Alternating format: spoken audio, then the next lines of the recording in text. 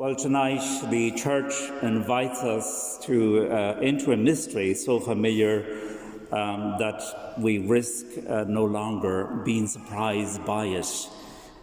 We have heard the story many times before.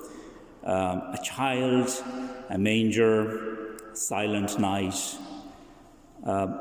Pope Benedict XVI, he often reminded us that Christmas is not a sentimental memory. It is a shocking revelation. Why is that so? Because the eternal God, through whom all things were made, the all-powerful God, does not enter history with power, noise, spectacle. He does not arrive in a palace. He is not surrounded by luxuries. He does not, nor does he announce himself through force. Instead, God chooses smallness, and he becomes a child who must be carried, fed, protected, and he places himself entirely into human hands. All this tells us something essential about who God is. God does not come to conquer by dominion. He does not save by overwhelming us, by forcing us. He comes in love, and love always waits to be welcomed. In Bethlehem, God makes himself vulnerable. The Creator lies in a manger. The Word is silent. And heaven bends down to earth not to intimidate us, but to draw near. And this nearness is at the heart of Christmas. We are familiar with other Gospels on hearing how there was no room for him at the inn. Is there room for God in our world? More importantly, is there room for God in your life? Or are you too full, too busy, too distracted, too confident in yourselves to notice him? He comes quietly. Bethlehem teaches us that God is found not in what is loud and impressive, but in what is humble and real. The shepherds understood this, and they are not powerful or important, yet they are awake, attentive, ready to move when God speaks. They teach us that faith begins with listening, with allowing ourselves to be disturbed by grace. The other theme that we have in Christmas is, of course, light, the light of Christmas. Darkness of the night is real back then and now. And our world knows fear, violence, loneliness, and uncertainty. But into this darkness, a light appears. Not a blinding flash, but a steady flame. Christ does not remove the night instantly. He enters in with us.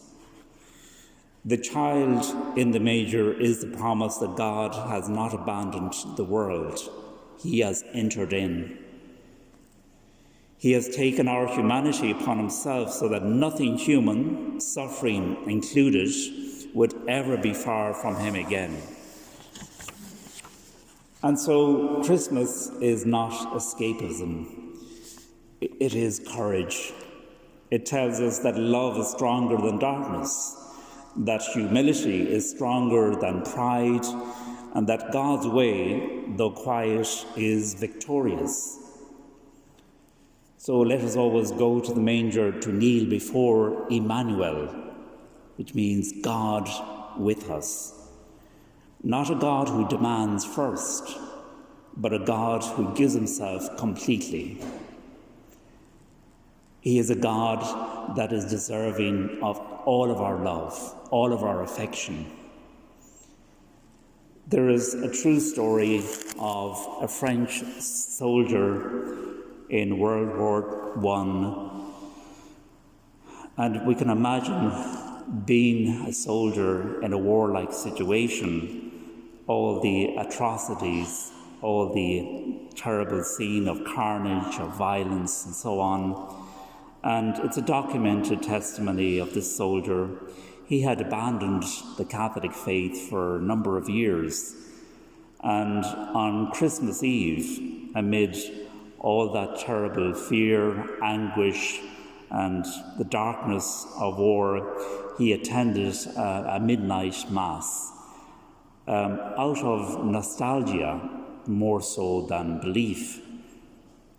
And when he heard the words, "Today a Saviour is born for us," he was deeply moved. The contrast between what the child of peace and all that violence and carnage that was around him led him to confess himself that same night. He returned to the sacraments, remained faithful for the rest of his life. So Christmas taught him above all that hope is born in the darkest night.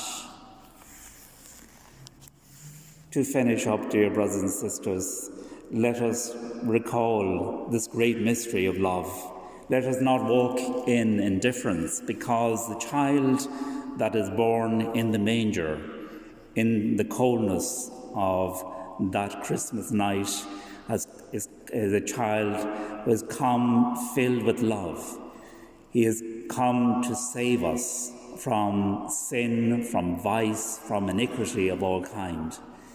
He is destined to bring about a great mission for all humanity, for each one of us, knowing our names. May we make room for him always. May we learn silence and humility before him. And let us always walk as children of the light, because he has come with his light, and he desires that all of his people will be a people who walk in the light of his goodness, of his love, of his truth and charity.